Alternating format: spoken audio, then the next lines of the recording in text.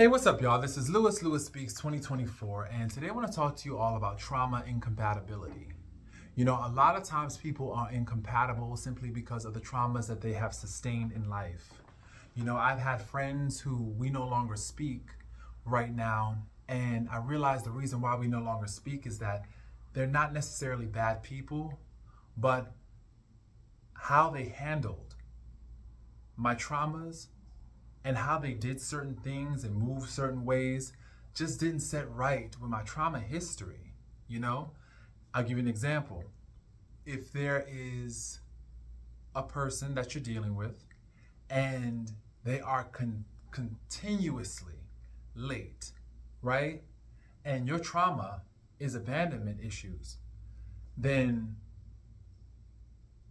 that's going to be an issue. That's going to be a conflict.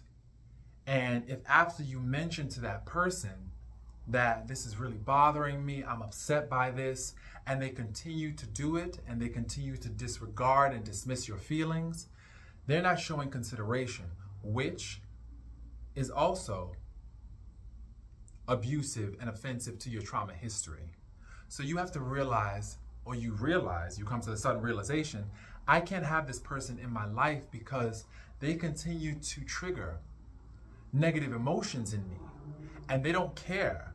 They don't care how they move with me. They're not offering that care and concern and that holding environment that's needed for me to heal. Because truth be told, we heal in relationship. And if the relationships that you build are just another obstacle, are just another trauma that you have to heal from, then you have to let that go. And they may not necessarily be bad people, right? But they're not for you.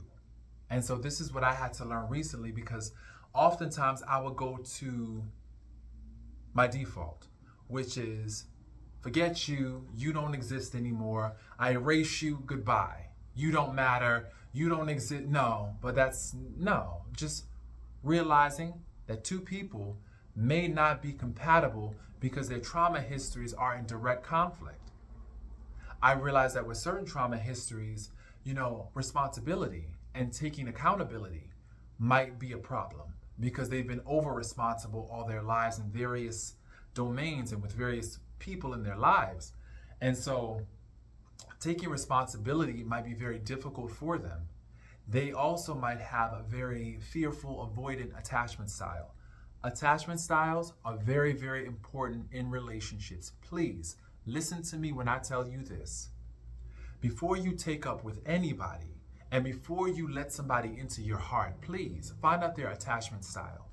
It'll save you a lot of grief in the long run, because a lot of people have fearful, avoidant attachment styles.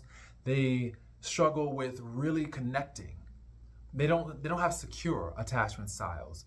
And so what ends up happening is that they run away from conflict. They run away and they avoid certain situations that are necessary in order to heal and to understand one another. And so that could also lead to a lot of breakups.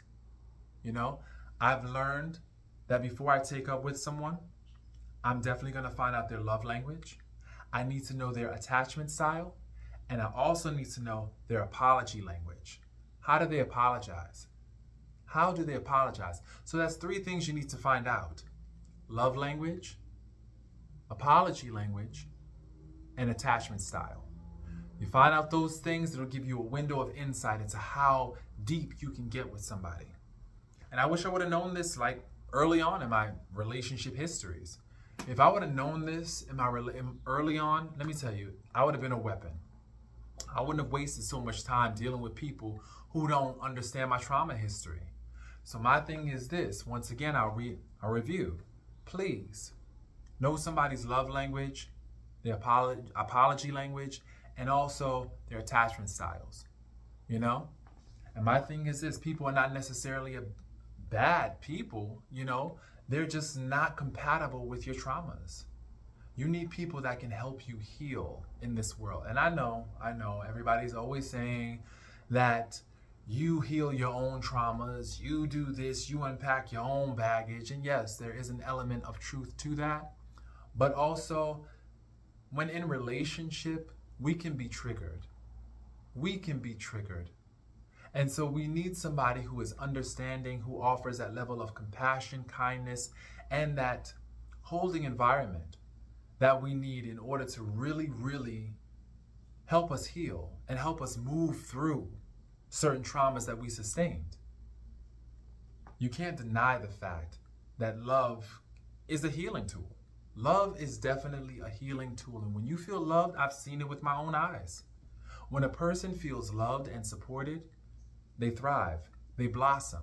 When they feel unseen and unheard, disrespected, dismissed, disregarded, unimportant, what ends up happening is that they self-terminate.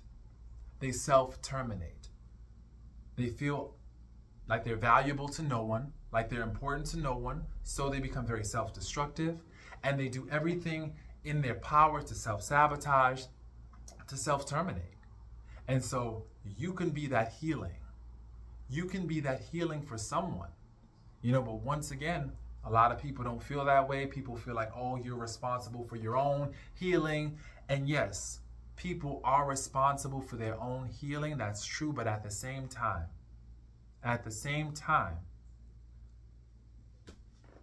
you can't refute the fact that having a healthy, loving, nurturing, supportive relationship is also a healing tool. It is a healing tool. And so, basically, find out somebody's attachment style. Find out their trauma history. And find out if your ability to be present for that trauma history is there. Can you be present for them? Because if you can't, don't waste their time. Don't waste their time.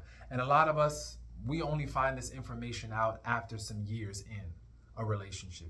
People don't come bearing their trauma and their battle scars and say, here, this is me. They don't come like that. So we find out oftentimes after time. But if you find like you cannot hold space for the person, let them know as soon as possible so you don't waste these people's time.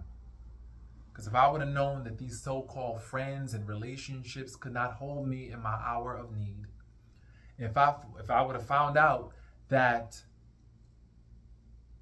I was not compatible with their traumas and they were not compatible with mine, I wouldn't have even wasted my time. So find that information out early on. So hope this information was helpful, y'all. Thanks again for listening. This is just a brief snippet. Definitely tune in. If you like what you hear, subscribe, share, and let me know some of your thoughts as well. All right, y'all. Peace.